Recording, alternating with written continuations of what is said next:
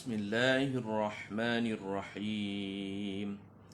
الحمد لله رب العالمين، الرحمن الرحيم، مالك يوم الدين، إياك نعبد وإياك نستعين، اهدنا الصراط المستقيم، صراط الذين أنعمت عليهم غير المغضوب عليهم ولا الضالين، آمين. أعوذ بالله من الشيطان الرجيم.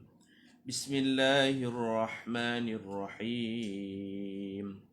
إذا وقعت الواقعة ليس لوقعتها كاذبة خافضة رافعة إذا رجت الأرض رجا وبست الجبال بسا فكانت هباء منبثا وكنتم أزواجا ثلاثة فأصحاب الميمنة ما أصحاب الميمنة وأصحاب المشأمة ما أصحاب المشأمة والسابقون السابقون أولئك المقربون في جنات النعيم ثلة من الأولين وقليل من الآخرين على سرر موضونة متكئين عليها متقابلين يطوف عليهم ولدان مخلدون بأكواب وأباريق وكأس من معين لا يصدعون عنها ولا ينزفون وفاكهة مما يتخيرون ولحم طير مما يشتهون وحور عين كأمثال اللؤلؤ المكنون جزاء بما كانوا يعملون لا يسمعون فيها لغوا ولا تأثيما إلا قيلا سلاما سلاما وأصحاب اليمين ما أصحاب اليمين في سدر مخضود وطلح منضود وظل ممدود وماء مسكوب وفاكهة كثيرة لا مقطوعة ولا ممنوعة وفرش مرفوعة إنا أنشأناهن إنشاء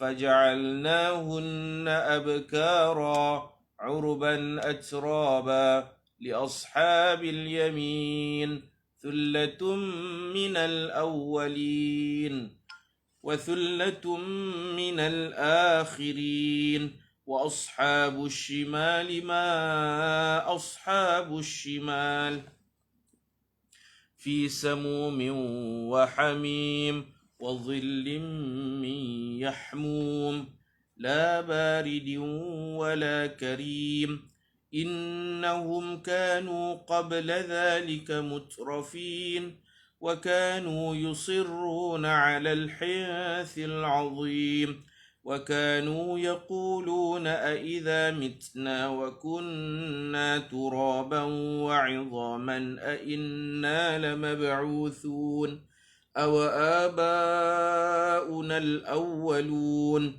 قل إن الأولين والآخرين لمجموعون إلى ميقات يوم معلوم ثم إنكم أيها الضالون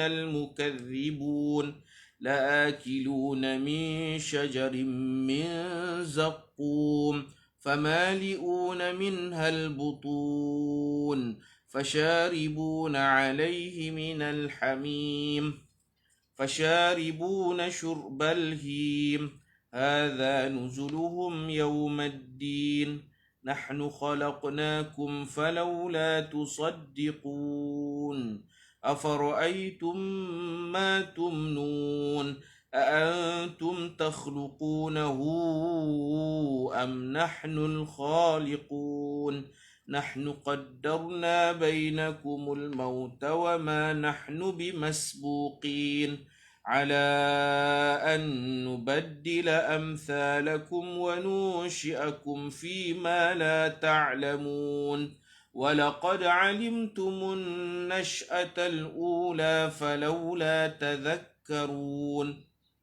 أفرأيتم ما تحرثون أأنتم تزرعونه أم نحن الزارعون لو نشاء لجعلناه حطاما فظلتم تفكهون إنا لمغرمون بل نحن محرومون أفرأيتم الماء الذي تشربون أأنتم أنزلتموه من المزن أم نحن المنزلون لو نشاء جعلناه أجاجا فلولا تشكرون أفرأيتم النار التي تورون أأنتم أنشأتم شجرتها أم نحن المنشئون نحن جعلناها تذكرة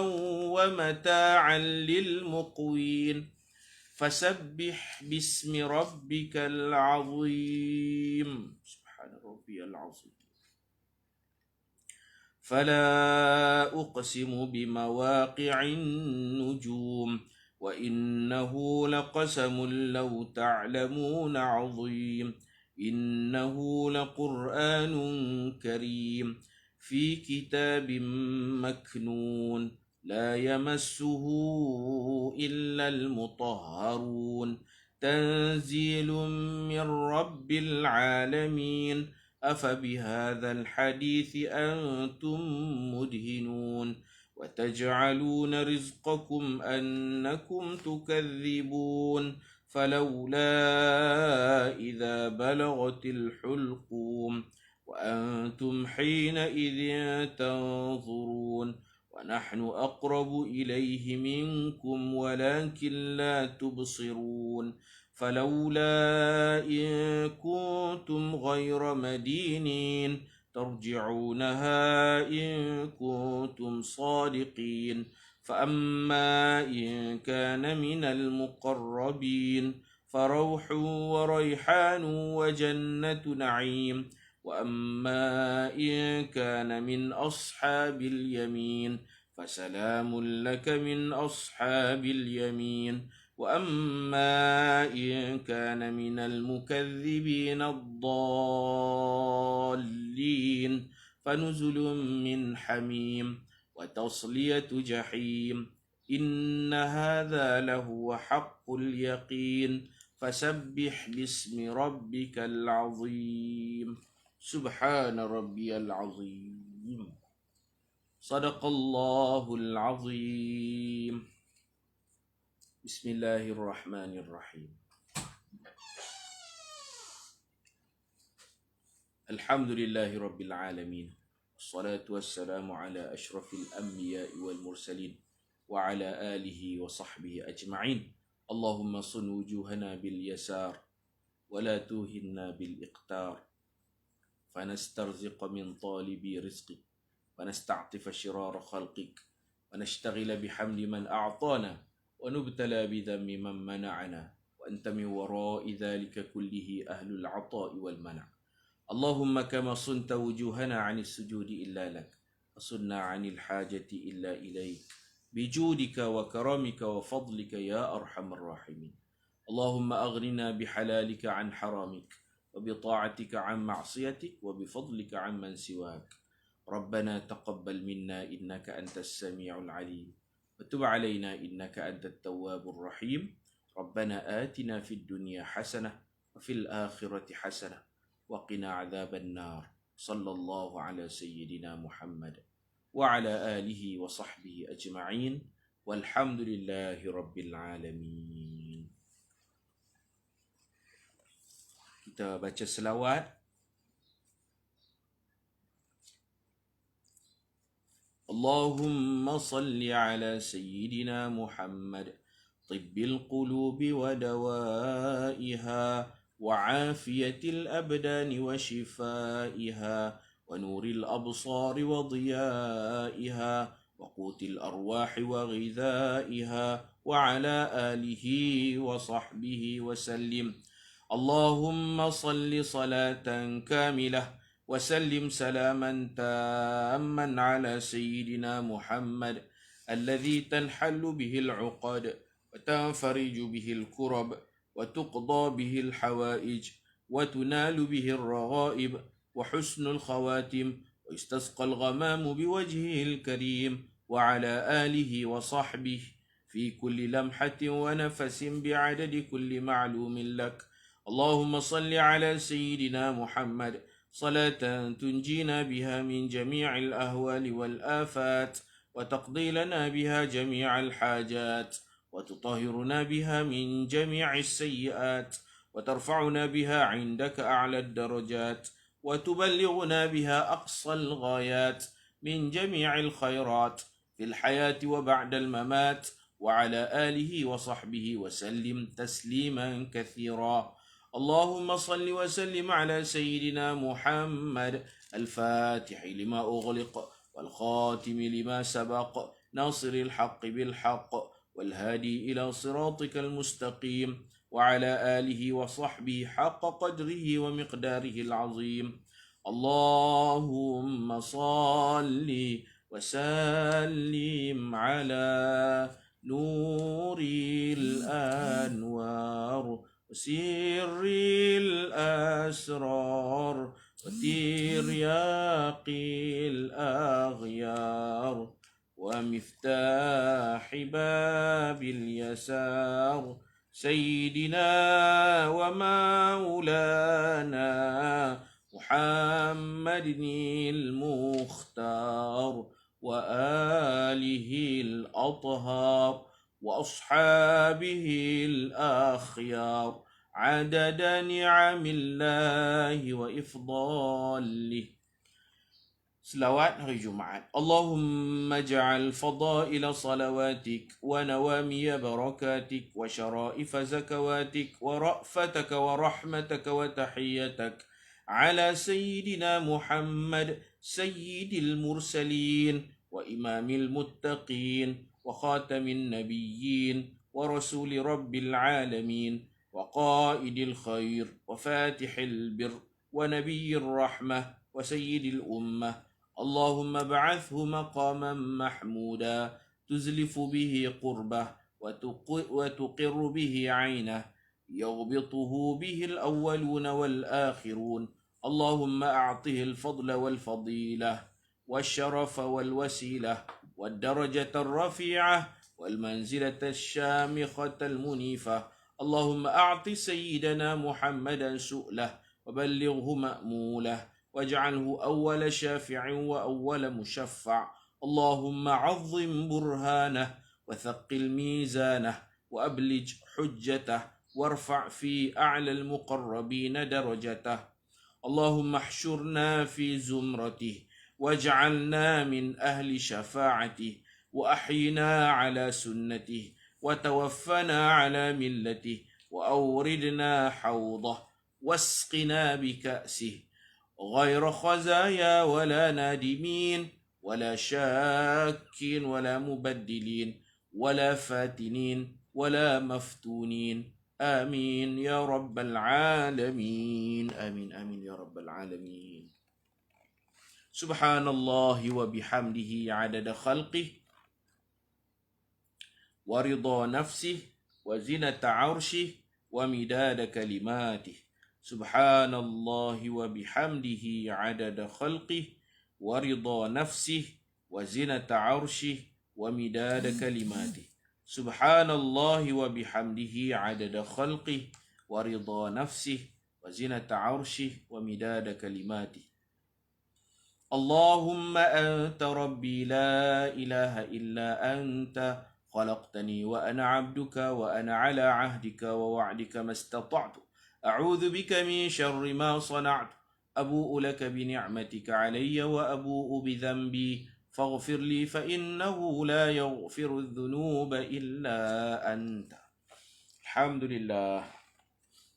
Muslimin muslimat, mudah-mudahan kita semua dikasihi dan dirahmati oleh Allah Subhanahu wa taala. Bismillahirrahmanirrahim.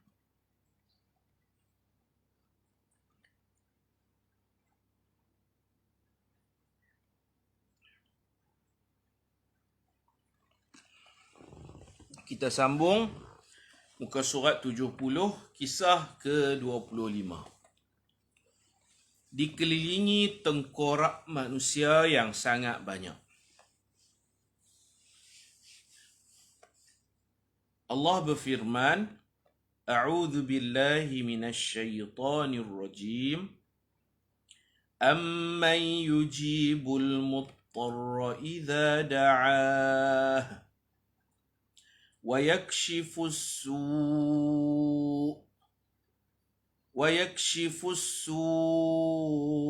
ويجعلكم خلفاء الأرض أإله مع الله قليلا ما تذكرون. Maksudnya, atau siapakah yang memperkenankan doa orang yang menderita apabila ia berdoa kepadanya, dan yang menghapuskan kesusahan, serta menjadikan kamu pengganti umat-umat yang telah lalu mendiami dan menguasai bumi. Adakah sebarang Tuhan yang lain bersama-sama Allah? Amat sedikit di antara kamu yang mengingati nikmat Allah itu. Kisah di sebalik ayat ini. Imam Al-Hafiz Ibnu Asakir, salah seorang ulama hadis Syria, dia banyak menulis koleksi hadis-hadis 40. Dia punya pusara dia pun buat jalan, ada kubur dia. Nak alih, nak usik kubur dia tak boleh. Bila ada siapa nak pi ubah kubur dia, orang tu akan dapat penyakit. Allah Ta'ala jaga. Itu karamah dia. Akhirnya mereka terpaksa buat bulatan. Di tengah bulatan itu ada pusara dia. Jalan, bulatan tu kubur. Dipanggil Dawar Ibni Asakir. Bulatan Ibnu Asakir. Kubur dia duduk tengah-tengah. Tak boleh. Orang pi je ada masalah. Allah Ta'ala jaga. Dia pernah cerita tentang seorang lelaki yang terkenal dengan nama Ad-Duqi As-Sufi. Beliau mendengar cerita itu daripada Abu Bakar bin Daud Ad-Dainuri. Cerita tentang Ad-Duqi yang mengamalkan ayat ni. Ad-Duqi merupakan seorang lelaki yang menyediakan perkhidmatan membawa penumpang dari kota Damaskus, Damsyik lah, ke daerah Zabdani dengan seekor kuda miliknya. Setiap hari beliau akan berulang-alik dari Damaskus ke Zabdani. Beliau membawa sendiri para penumpang dan menerima upah dari mereka. Keadaan beliau tidak jauh bezanya seperti pemandu teksi pada zaman sekarang. Beliau pernah bercerita tentang pengalaman ngeri yang dialaminya. Pada suatu hari, seorang lelaki membonceng kudanya. Lelaki itu ingin pergi ke Zabdani, tetapi memintanya melalui jalan yang jarang dilalui oleh orang lain. Kononnya jalan itu lebih dekat dan lebih cepat sampai ke sana. Ad-Duqi menurut sahaja kemahuan lelaki itu, pelanggan dia lah. Kemudian, beliau menunggang kuda dengan mengikuti tunjuk arah lelaki itu. Kemudian mereka berdua sampai ke sebuah daerah yang kian lama kian sukar dilalui. Di sana Ad-Duqi mendapati satu jurang yang dalam dan dia juga mendapati banyak tengkorak manusia dan tulang belulang di kawasan itu. Lalu pembonceng itu berkata kepadanya, engkau peganglah kepala kuda ini, aku ingin turun. Lelaki itu pun turun, lalu digulungnya lengan bajunya dan bersiap-siap. Tiba-tiba dikeluarkan sebilah pisau tajam dan dikejarnya Ad-Duqi. Ad-Duqi pun segera berlari, tetapi lelaki itu bertukar menjadi bengis dan tetap mengejarnya dari belakang. Bertambah takutlah Ad-Duqi. Setelah kepenatan berlari, dia pun berhenti dan berkata kepada lelaki itu, ambillah kuda itu dan ambillah segala apa yang berada di atas pelananya, asalkan engkau tidak mengapa-ngapakan aku. Lelaki jahat itu menjawab dengan sinis, kuda ini memang untuk aku, tetapi aku ingin bunuh kamu juga. Dari kata-kata itu, tahulah Ad-Duqi bahawa pemboncengnya itu merupakan seorang pembunuh, yang mana tengkorak-tengkorak yang dilihatnya tadi adalah sebahagian dari mangsanya. Ad-Duqi pun memberi peringatan kepadanya dengan berkata, ketahuilah engkau, membunuh ini termasuk dari dosa besar, dan kalau perbuatanmu ini diketahui oleh khalifah, engkau mesti dihukum. Namun kata-kata Ad-Duqi sudah tidak dipedulikan. Orang itu benar-benar mahu membunuhnya, dan Ad-Duqi sudah tidak ada pilihan melainkan menyerah diri sahaja kepadanya. Tetapi sebelum itu Ad-Duqi meminta izin kepadanya untuk menunaikan solat sunat 2 rakaat. Sebelum dibunuh, nak semayang dululah, permintaan terakhir. Orang mula minta ni sahabat Nabi. Sahabat Nabi nama Khubab bin Adi. Sayyidina Khubab bin Adi. Sebelum dibunuh, dia minta izin nak semayang 2 rakaat. Ini dipanggil semayang sunat sebelum mati syahid.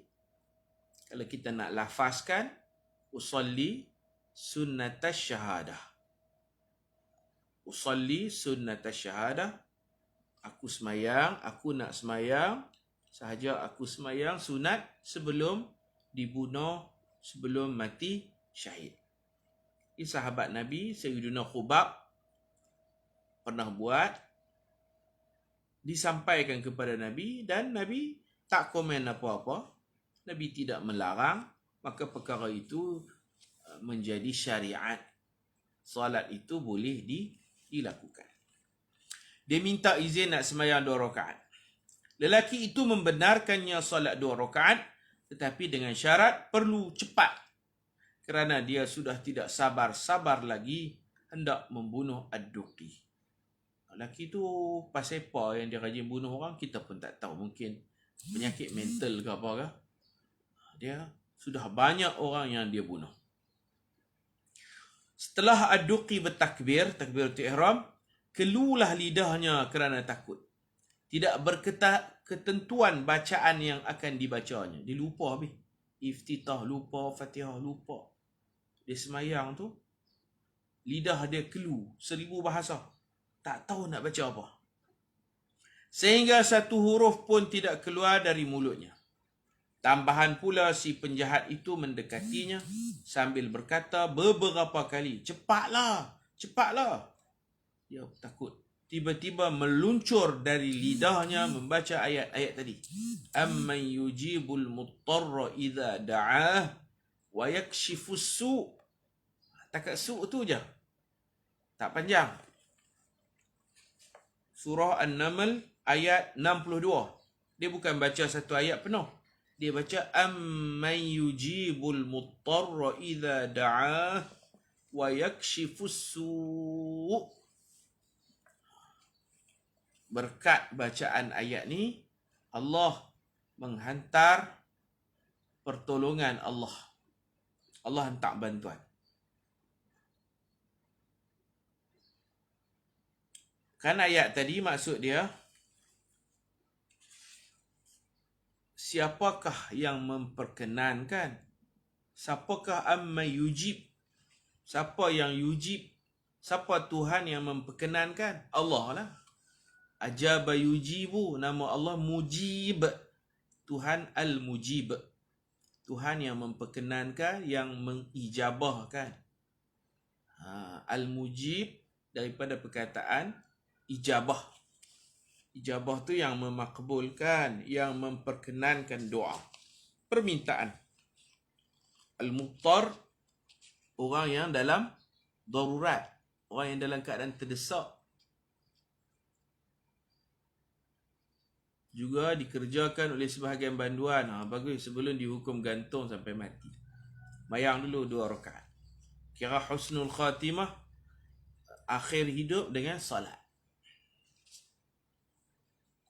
Belum habis ayat itu dibaca, Allah ilhamkan dia, Allah ajak dia boleh baca lancar. Tiba-tiba muncul dari balik lembah jurang itu seorang pekuda yang menunggang kuda dengan tangkas sambil memegang sebuah tombak yang panjang. Lalu pekuda itu segera membaling tombak kepada penjahat itu dan tepat mengenai jantungnya sehingga dia tersungkur mati seketika itu juga.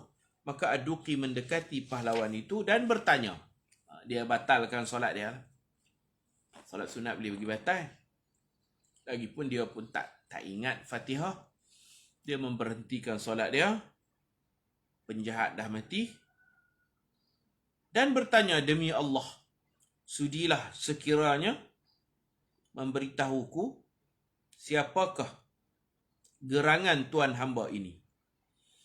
Laki itu jawab, aku diutuskan oleh Allah. Mungkin malaikat kot.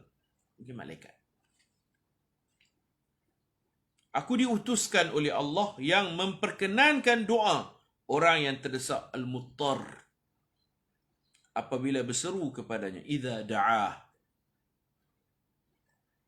Dialah Tuhan yang menghilangkan segala kesusahan, wa yakshifus su'. Dan aku adalah khadam kepada ayat ini. Khadam ni bukan hantu raya ke apa, malaikat yang memang menjadi bidang tugas dia bila orang dalam kesusahan, panggil dia dengan membaca ayat ni, memanggil malaikat tersebut, dia akan mai. Dia khadam ayat, dia kata. Dia khadam ayat.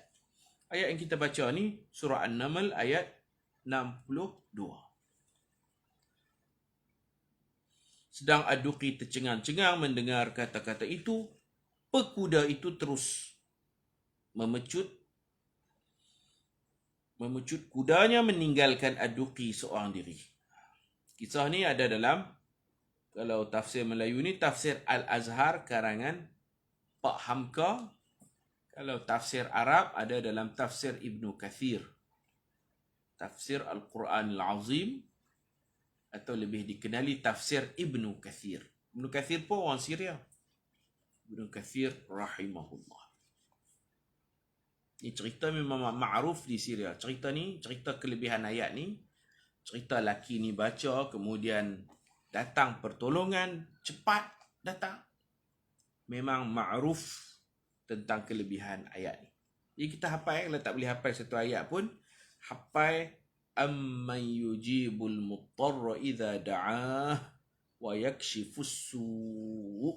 InsyaAllah dalam kesempitan, dalam bahaya, kita baca, Allah akan hantar pertolongan. Seperti mana Allah membantu, menolong dan membantu hambanya yang bernama Ad-Duqi tadi. Kemudian kita tengok kisah seterusnya 26, bermimpi melihat malaikat maut. Itu dia. Mimpi ni Allah boleh bagi kita mimpi tengok malaikat. Tengok malaikat di alam nyata pun boleh. Ada orang jumpa malaikat, tapi malaikat yang berupa seperti orang. Mimpi melihat malaikat ini memang harus. Sahabat Nabi mimpi melihat malaikat, malaikat ajarkan kalimah azan. Ada orang mimpi melihat malaikat kerana tersilap derma 3 malam. Malam pertama kepada orang pelacur, malam kedua pencuri, malam ketiga orang kaya, malam keempat dia tak derma, dia tidur. Mimpi malaikat. Jadi Dalam kisah ini, seorang lelaki bermimpi melihat malaikat maut. Mimpi ada mainan tidur daripada syaitan, ada mimpi yang sungguh, yang benar, petunjuk daripada Allah Ta'ala. Wahyu tak ada dah. Dengan kewafatan Rasulullah, wahyu berakhir. Tidak ada lagi wahyu, kata Nabi, melainkan mubasyirat, perkara-perkara yang mengembirakan, iaitu mimpi orang-orang soleh. Allah bagi petunjuk melalui mimpi. Sayyidatuna Aisyah pernah mimpi. Dia cerita ke ayah dia, Sayyidina Abu Bakar. Dia cerita, dia mimpi ada satu malam tu, bulan jatuh ke riba. Ni bukan peribahasa, ni sungguh dia mimpi bulan jatuh ke atas riba dia. Lepas pada tu berguguran pula 2 bintang lagi. 2 bintang jatuh atas riba dia.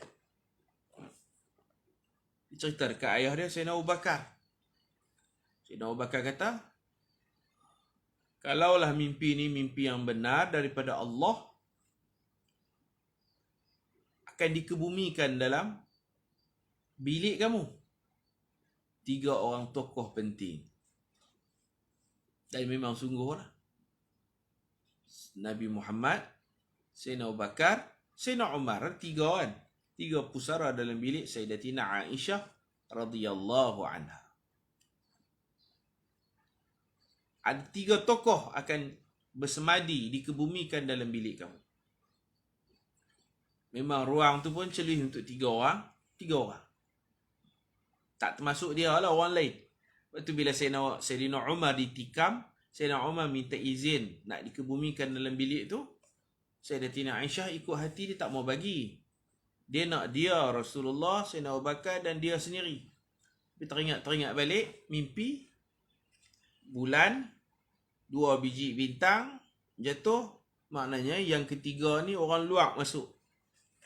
Dia izinkan lah, biar dia korban kubur Sayyidatina Aisyah di luar sana, di Baqi'. Kerana dia pernah mimpi bulan dan 2 biji bintang. Itulah Nabi Muhammad, Sayyidina Abu Bakar, Sayyidina Umar. Cerita mimpi. Mimpi Rasulullah kadang-kadang lepas subuh, kalau Rasulullah tidak sibuk, Rasulullah akan meluangkan masa. Rasulullah tanya, semalam ada siapa mimpi? Main cerita. Aku nak hurai. Paham yang subuh. Kadang-kadang Nabi duduk, kuliah subuh Nabi bertanya, malam ada siapa mimpi? Tak ada. Kalau ada, abang aku akan hurai mimpi. Sayyidina Umar pernah mimpi melihat susu. Ayak susu banyak. Nabi kata tu, kalau mimpi tengok ayak susu, kamu akan mendapat ilmu. Macam tu. Macam-macam lah mimpi. Sehingga ulama ada menulis tentang tajuk mimpi. Mimpi itu saja ditulis kitab oleh para ulama. Kita kena rujuk orang yang alim bab mimpi lah. Kita tak pandai nak hurai-hurai mimpi orang ni.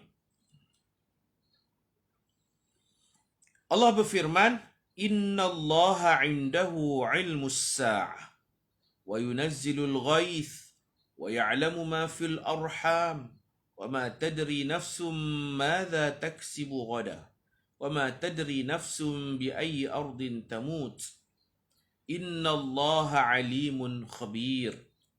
Maksudnya sesungguhnya di sisi Allah pengetahuan yang tepat tentang hari kiamat. Bila nak kiamat tak tahu. Tapi yang sahihnya hari Jumaat lah. Waktu dia lepas asar. Dia tak di pagi, dia tak di tengah hari, dia jadi lepas asar. Waktu ulama sebut lepas asar Jumaat, petang lagi.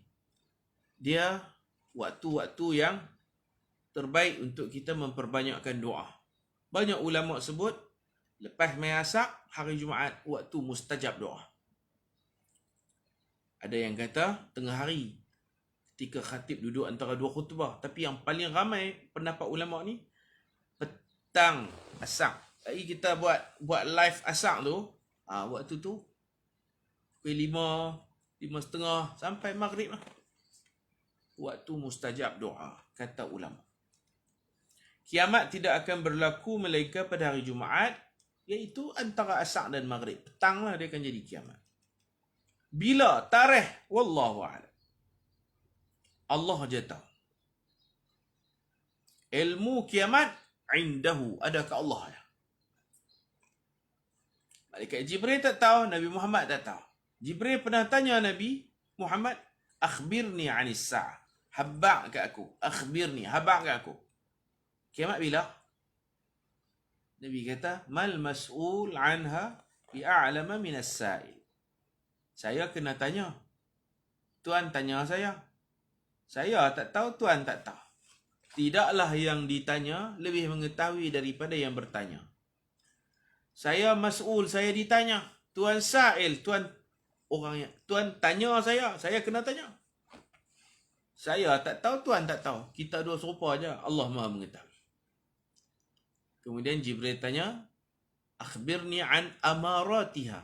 Tolong bagi tahu saya tanda-tanda kiamat. Nabi kata, kalau tanda saya tahulah, tarikh tak tahu. Kalau ada siapa boleh buat ramalan kiamat bila, itu bohong. Siapa bagi tahu kata dia tahu bila kiamat, dia bohong. Dia penipu. Kerana Allah bagi tahu indahu, di sisi Allah saja. Ilmu sa'ah, ilmu kiamat. Bila nak kiamat, hanya indahu, di sisi Allah. Malaikat yang dekat, malaikat yang mulia seperti Jibril alaihi salam pun tidak tahu. Nabi Muhammad pun tak tahu, mana ada siapa tahu kiamat bila. Tapi dia tak akan berlaku mengejut. Dia ada tanda-tanda dia dulu. Dialah jua yang menurunkan hujan. Hujan kita tak tahu bila dia dah turun, bila dia akan berhenti. Manusia hanya boleh buat ramalan, tetapi manusia tak tahu berapa kandungan air yang turun, bila mula turun, bila berhenti.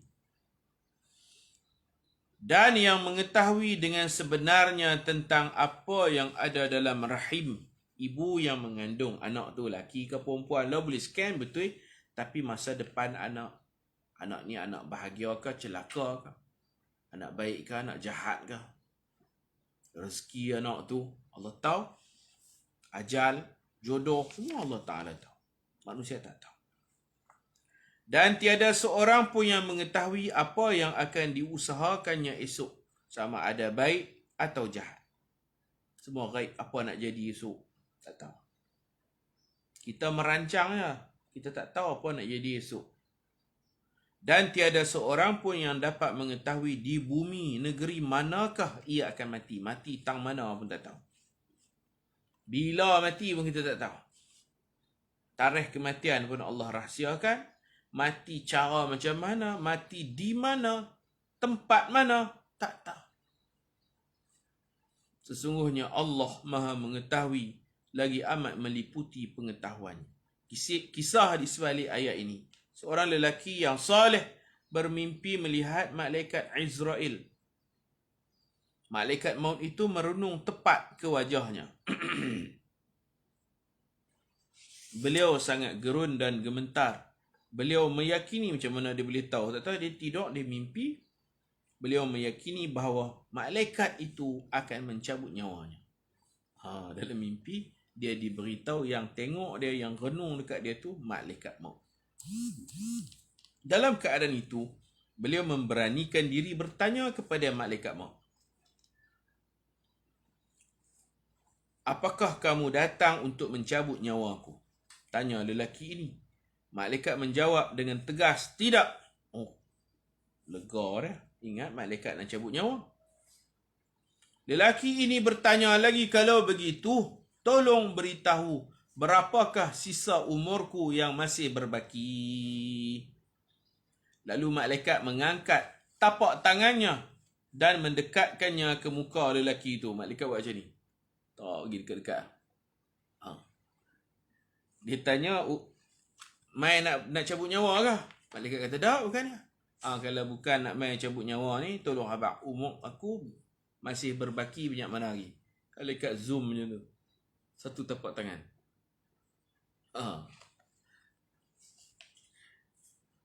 Malaikat ni ramai. Dia ada 10 malaikat ni ketua. Jibril, Israfil, Izrail 10 kan. Mikail.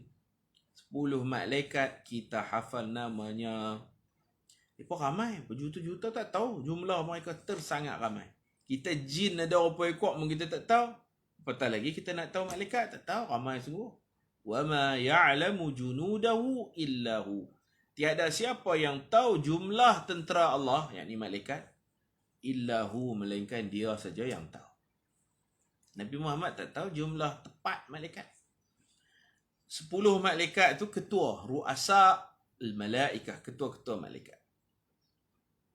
Kalau susun kemuliaan makhluk Allah, Rasul ulul azmi yang 5 orang tu sangat mulia. Lepas tu diikuti rasul-rasul yang lain. Lepas tu diikuti nabi-nabi yang lain. Lepas rasul, nabi. Lepas nabi, 10 malaikat. Ketua-ketua malaikat 10. Lepas 10 malaikat tu, manusia pula. Awliyaul bashar. Wali-wali di kalangan manusia. Duk bawah pada 10 malaikat tu. Contoh macam Sayyidina Abu Bakar, Sayyidina Umar, sahabat-sahabat Nabi, para alim ulama, Imam Syafi'i pun semua duk bawah pada 10 malaikat. Ulama-ulama di kalangan manusia, wali-wali, kekasih-kekasih Allah di kalangan manusia duk bawah pada 10 malaikat. Lepas habis ulama dan tok-tok wali semua ni, baru tartib susunan dia, bawah pada tu barulah awamul malaikah, malaikat-malaikat yang umum, malaikat yang tak berpangkat. Ada wah ni. Lepas awam malaikat, awam manusia pula. Awam manusia dan jin. Jadi Sayyidina Abu Bakar, Sayyidina Umar tu kedudukan mereka lebih tinggi daripada awam malaikat. Duk bawah sikit pada 10 malaikat. Rasul, Nabi, 10 malaikat, manusia dan jin yang alim-alim, yang saleh, yang wali-wali duduk bawah pada 10 malaikat. Lepas habis semua alim ulama, tok-tok wali semua ni dah habis dah, bawah tu baru malaikat-malaikat awam, bawah pada malaikat awam baru manusia dan jin, orang-orang awam. Jadi bukan semua malaikat lebih mulia daripada manusia. Tak semua. Ada manusia yang lebih mulia daripada malaikat, iaitu para awliya dan para ulama, kedudukan mereka lebih mulia daripada malaikat-malaikat awam. Duduk bawah sikit pada 10 malaikat. Itu dalam kitab-kitab akidah disebut tentang kedudukan makhluk di sisi Allah Subhanahu wa ta'ala. Kalau tuan-tuan jadi wali, tuan-tuan jadi orang alim, kedudukan kita lebih tinggi daripada, kita bawah sikit pada Jibril, Mikail, Israfil, lepas tu je. Kita lebih tinggi daripada malaikat-malaikat lain secara umum. Malaikat yang tadi yang jaga Ad-Duqi tu, kita pun tak tahu nama dia, tu malaikat umum tu. Yang khadam mayat tu, malaikat umum. Malaikat yang jadi ketua 10 ya. Hak lain tu macam-macam lah. Itu orang panggil awam al-malaikah. Awam al-malaikah berada di bawah al-awliya wal-ulama. Ulama dan para wali lebih tinggi kedudukan daripada awam malaikat. Baik. Dia tanya malaikat Izrail. Malaikat Izrail tunjuk macam tu kat dia. Lalu malaikat mengangkat tapak tangan dan mendekatinya ke muka lelaki itu. Lelaki ini memandang kepada 5 jari malaikat. Malaikat yang sebenar tak ada jari, bersayap. Tapi ini rupa, malaikat bertukar rupa. Jari 5. Yang terbuka luas itu dengan penuh ketakutan. Kemudian malaikat itu hilang dari mimpinya. Lelaki ini terkejut dan terus terjaga dari mimpinya. Dalam keadaan duka cita, beliau berfikir panjang. Masih terbayang-bayang di matanya 5 jari malaikat yang dilihatnya dalam mimpi tadi. Apakah umurnya hanya berbaki 5 tahun? Atau 5 bulan? Atau 5 minggu? Atau 5 hari? Atau 5 jam? 5 apa ni? Diketak takut.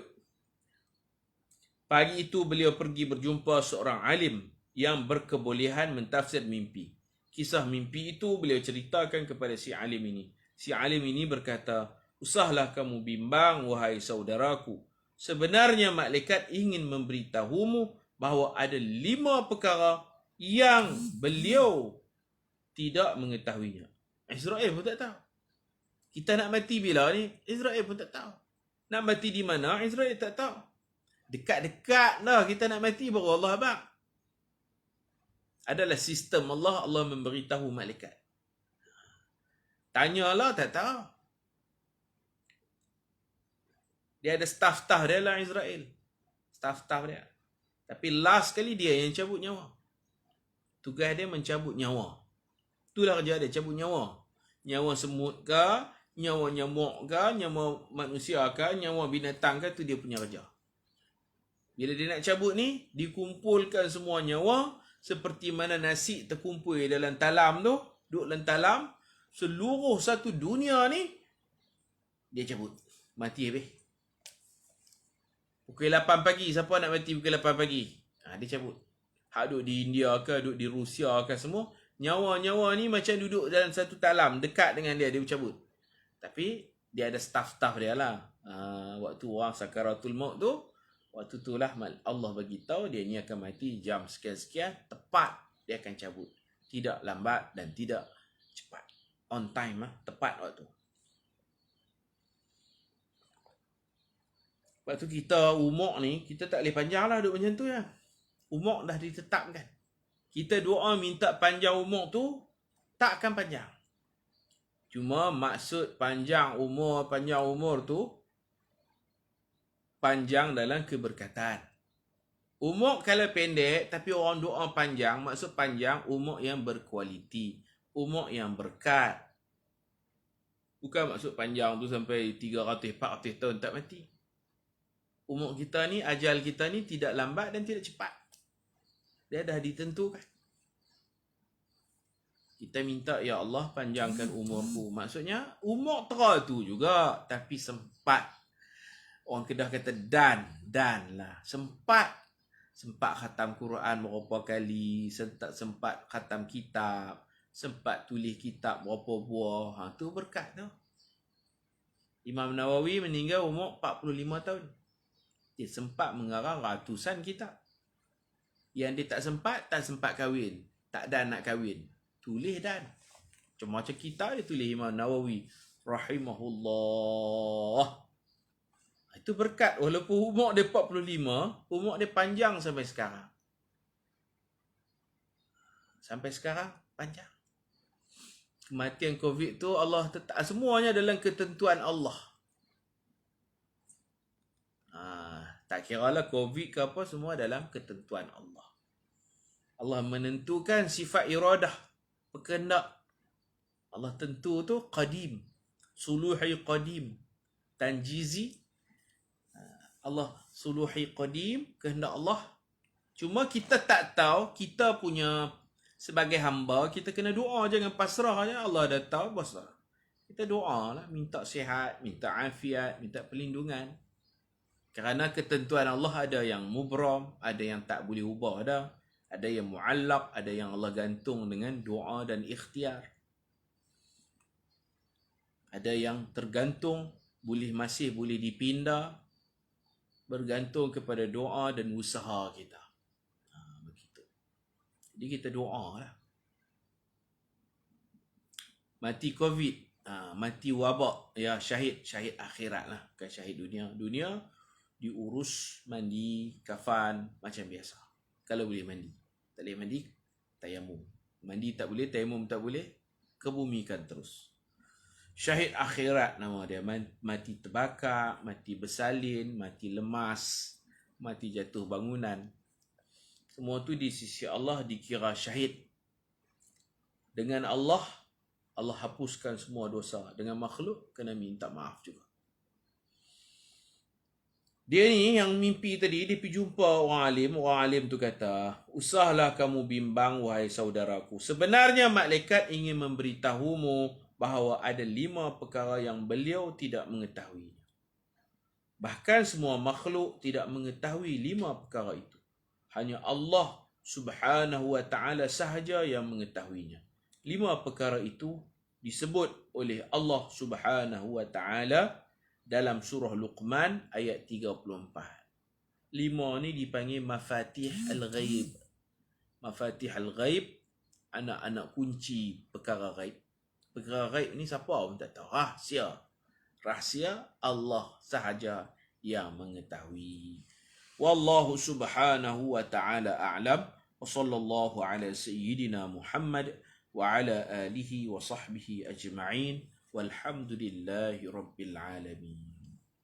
Subhanakallahumma wa bihamdika ashhadu an la ilaha illa anta astaghfiruka wa atubu ilaik. Bismillahirrahmanirrahim. Wal 'asr innal insana lafi khusrin illa alladhina amanu wa 'amilus shalihat wa tawasaw bil haqq wa tawasaw bis sabr. Assalamu alaikum warahmatullahi wabarakatuh.